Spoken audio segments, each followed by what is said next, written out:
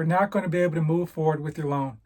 That's the phone call I got at 29, 2 weeks before my fiance and I were set to move into our home together. This was also 6 weeks before we were set to get married. And so, as you may know, like buying a home and getting married are two of the most stressful things that you can go through. And these both were happening at the exact same time.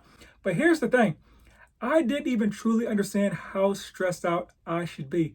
I didn't even understand that I'd already paid thousands of dollars in earnest money that I was set to lose.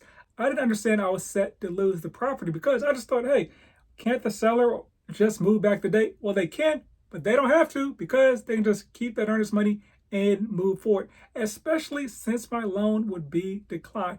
But here's the other part. This was not my first home. I wasn't a first-time home buyer ignorant on the process. I was a third-time home buyer that was ignorant on the process. My first home I bought at 21 as I just got into the Navy. And I'll tell this story later in the episode, but I owned that property for 5 years. I house hacked the property and my roommate did not even know I owned the property. Yeah, true story. My second home I purchased after being here in Dallas for about a year.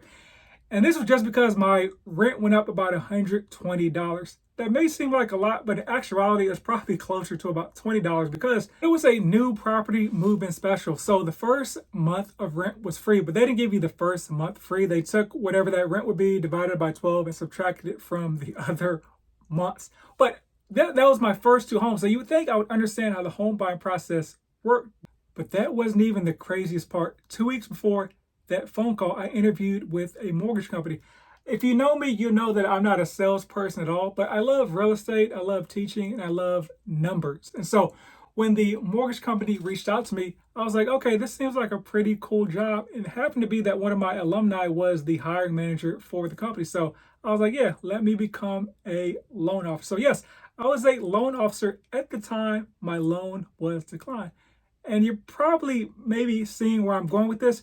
Because I was so new, I actually applied for a loan with my company because I'm like, hey, they know my financial situation, they have my documents, and also I can get the company discount on the loan. Yes, my own company declined my loan despite the fact that I actually consulted with them on the loan because my loan officer was actually my manager. So when you hear me talk so passionately about the home buying process and the need to dive into guidelines and understand what's going on and not to be okie doke, it's because I've been through this super stressful situation. I've been where you are, where you want to be, and I've also been where you don't want to go. So all the failures and the success stories and the hacks, they're all from either real life experiences that I've gone through, they're from me actually reading the mortgage guidelines, or they're from things my clients have experienced. But let's dive a little bit more into my origin story and why I started House Rich, the First Time Homebuyer Show.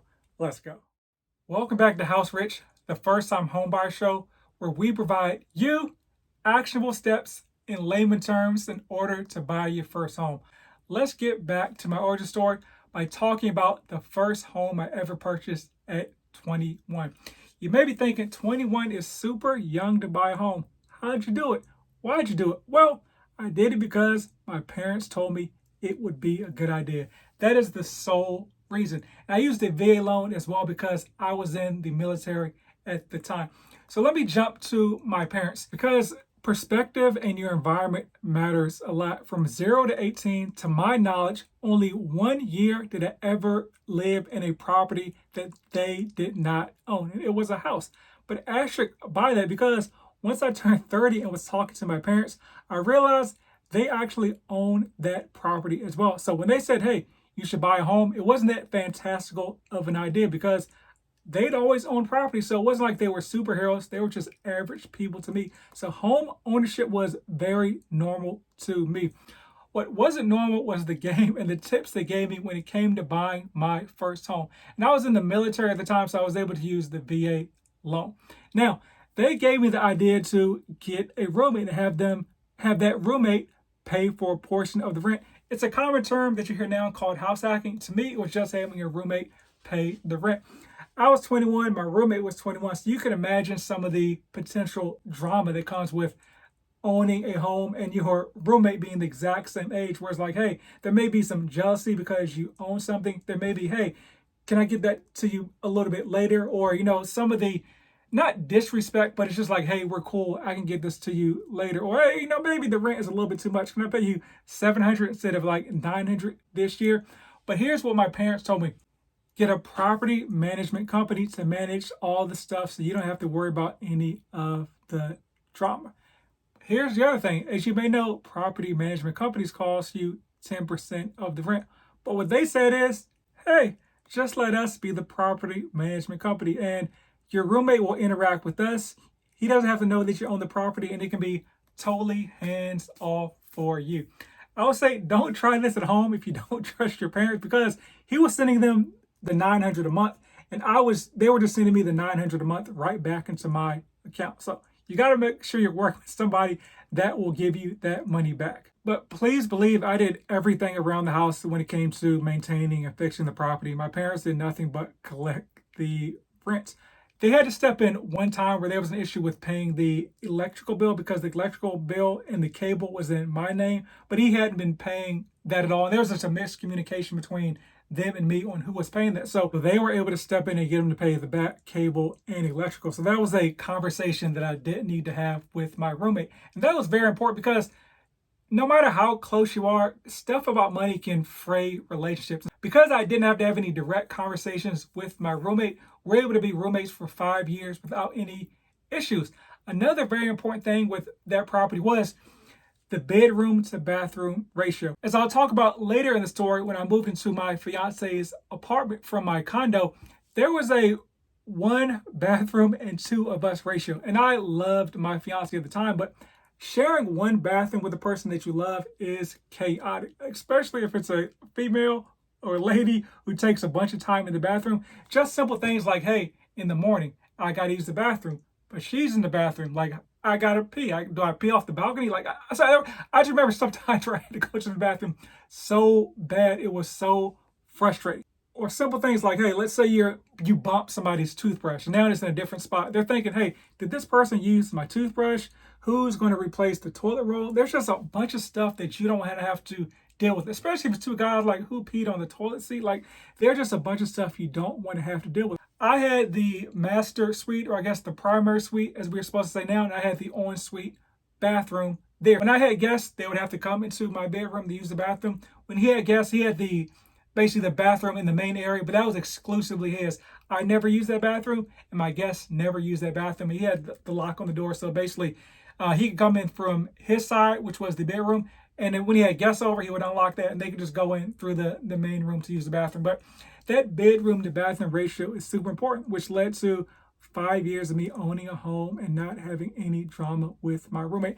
And the very important thing about that was my mortgage was about $1,400 after the HOA fees, and my roommate was paying $900. So essentially, I was paying $400 to live. And by the way, this place is in Norfolk, Virginia, but it was on the beach. Like, it was literally, there's the road, there's my house, then there's the beach. So like, there was no road between the beach and my house. It was a very nice place. It helped me get off to a great financial start in life because there was a bunch of money that I didn't have to put towards my living expense. And also I did the thing which I always talk about, you'll see in later lessons, is planning to buy a home. Like, what are your goals? I knew that I was in the military. I'd be traveling a lot. Therefore, I needed a place that I didn't have to maintain a lot. I didn't want a yard. I didn't have to worry about security either. Just a nice condo that I could lock the door and forget about it and be gone for 6 months without an issue. I'm a realtor in Dallas and would love to help you reach your goals of home ownership. So click the link in the description and just schedule a call no matter where you are on your journey. Not in Dallas? No worries, I can help connect you with a vetted realtor in your local jurisdiction as well. And feel free to share with friends, family, and foes. Everyone gets love. One thing I wish my parents helped me with a lot more at the time, though, was really understanding the home buying process. And I couldn't understand why they super held my hand because I was 21. I didn't know what I was doing. I just graduated from the U.S. Naval Academy. And upon graduation from the U.S. Naval Academy, you join the Navy for 5 years. So there's graduation. You have 30 days to kind of hang out. Then you join your duty station on day 30. My actual ship was stationed in Spain. So I joined my duty station, had like 21 days until they flew me out to meet the ship. So there was a small window in order to buy the home. And the reason I wanted to buy the home in that small window, about 50 days, was because the military pays you a housing allowance if you own a property. If I didn't own a property, I wouldn't get that housing allowance. So my whole goal was to buy a property where the mortgage was less than the housing allowance so I can make a little bit of money there. And also, as I mentioned, my roommate will be paying towards the mortgage as well. So I was be leaving money on the table if I didn't end up buying a house. But that's essentially how I ended up buying my first house and still having no idea how the home buying process worked. Here's house number 2. I moved to Dallas after a friend of mine from the Navy gave Dallas the thumbs up. I was a little bit nervous to move to Texas because, us Northerners have some preconceived notions about the South. I'm from DC and Maryland, PG County. I lived there my entire life. The Naval Academy is in Annapolis. And when I was stationed in the Navy, I was stationed in Norfolk, Virginia. So I've been in that DMV, even though Norfolk is not really the V from the DMV area, my entire life. But he was like, yeah, Dallas is good to go. And by the way, my friend promptly moved to Houston like 2 or 3 months after I moved to Dallas. He's the one that found me the apartment that I got the pro-rated rent on. Let's smash cut to, they give me the notice about month 10 of my 12-month lease. I'm like, man, $120? That's ridiculous. I'm going to go look for a property. And so I called my bank. Once again, I didn't even know how to shop for a realtor, shop for a loan. I just called my bank and they were like, yeah, we have this program where we can send you a realtor to help you find a property. I was like, okay, sounds good. Later episodes will talk about how to shop lenders and shop realtors, which I didn't do in this process, but it worked out fine for me. And I actually ended up finding the condo with the realtor the first day out. We were looking at 8 homes that day. And he put together a list of 6 of them, and I put together 2 more condos on the list. And of course, the condo that I found myself looking online and we viewed was the one I fell in love with. You may be thinking, oh, what's the point of a realtor if you're the one that found the house? Well, of course, you're more likely, honestly, to find the house than your realtor is because you know what your taste is better than the realtor. You're saying, hey, I want 2-bedroom, 2-bath condos in a certain area. And they're going to be looking for that criteria. But you're also one that can say, well, this is actually a 1-bedroom, 1-bathroom, but the location is amazing. And so, as I mentioned in the previous stories, I always look for 2-bedroom, 2-bathroom condos in case I want to house hack the property. But it was the perfect location. It was skyline view of Dallas. I could see from the pictures. It was near a park, and it was in one of the very few walkable places in Dallas. This is why I always recommend, and you'll see later in my 8-step process, is that you need to do a bunch of research and due diligence before you even talk to the realtor because they can't know what you want better than you know what you want. Now let's fast forward a year later to how I became a loan officer. I was looking for another job opportunity. As I mentioned, I went to the U.S. Naval Academy. So there's the U.S. Naval Academy, the West Point, there's the Air Force Academy, and there's the Merchant Marine Academy and the Coast Guard Academy. Those are known as the service academies because you graduate and go into some sort of military service. And they have a job fair once every quarter. So I was in Texas at the time, and the job fair for the southern region was in San Antonio. So I went to the job fair and I put my name in the hat. And what happens is, if a company really likes you, they'll look at all the resumes. Their interviews are on Saturday, but they'll invite you out to Friday to interview. And the interview is typically at a party, which encourages you to come out. And so they want to snag up the great candidates before you even go to the job fair Saturday. There were a couple companies interested in me. The ones that really caught my eye was 1, Amazon, and then 2, the mortgage company that ended up getting hired by that declined my loan. I won't say their name though. But what really interested me was the recruiter that talked me through the process. And I was thinking, man, I purchased 2 homes and I have no clue how the home buying process works. I'm looking at my 3rd home now with my fiance. And my realtor didn't really do much. My realtor hasn't followed up with me. I even reached out to my realtor to ask them questions, saying that, hey, I'm potentially looking at a 3rd home and renting out this property. And the response was kind of lackadaisical. So I'm like, if I could just offer a basic level of customer service, I could probably be pretty good at this job. I was very confident in my ability to explain things to folks. Like I always watch the corny real estate TV shows. Like I love real estate and looking at real estate. And I love finance too. My background and my degree was in economics. I was like, man, if the Amazon deal doesn't work out, I think I'll join this mortgage company. Smash cut to Friday night. I'm going to the Amazon party to interview. And I'm going to this hotel. And for whatever reason, I cannot find the Amazon party. Like there's no signs. I'm just looking around and looking around. But as I walk around the hotel, I keep going past the door for the mortgage company. I went past it like 3 times. I couldn't find the Amazon thing. There was like no number to call. So I was like, I guess this is it. I'll go and see what this mortgage company is talking about. And so everything the guy said, who actually ended up being my manager, was like great. They talked about, and I'm not even going to lie, they talked about the ability to earn a lot of money. They talked about the fundamentals of the business and some of the freedom that it gives you. And I was like, man, the company is stationed in Chicago. They're going to give me a month training in Chicago. I'll be in Dallas. I get to set my own schedule, do my own thing. This is going to be great. And it was. I mean, outside of the company declining my loan, I liked everything about them. I was able to learn a lot. That's why I think I know a lot more about the mortgage process than some lenders do now, because I went through 30 days of on-site training. And also, even more, I was thrown into the Dallas market where I had really nobody to reach out to. So I had to call folks and cold call them and kind of make business without any safety net in the Dallas market. I didn't have anybody to lean on but me. My other classmates were in Houston, Austin, and San Antonio. So I was the only one in the Dallas market. And once again, my manager was in Chicago.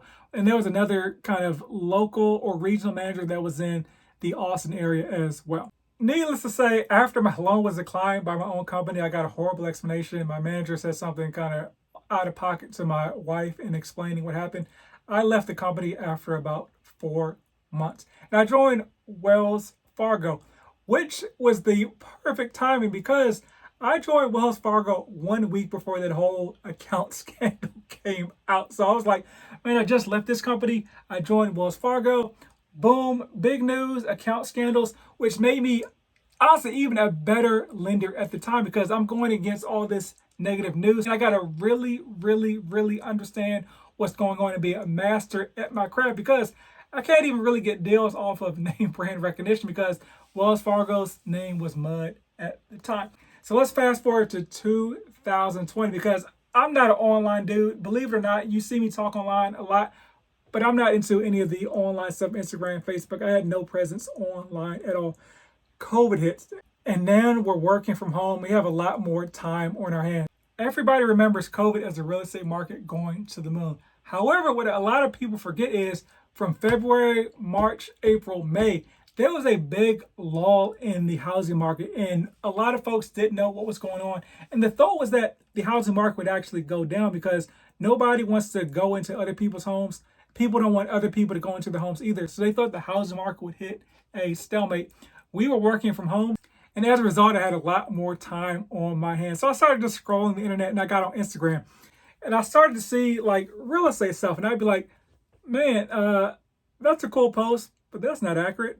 That's a cool post. That's not accurate either. That's not accurate either. So I was like, why don't I go online and start putting out some actual information for people? So you probably think I start posting real estate stuff. Nope. My goal was to be a finance bro, finance guru, to the point that I was actually Googling finance stuff to post about it, which makes no sense, right? My area of expertise was home buying.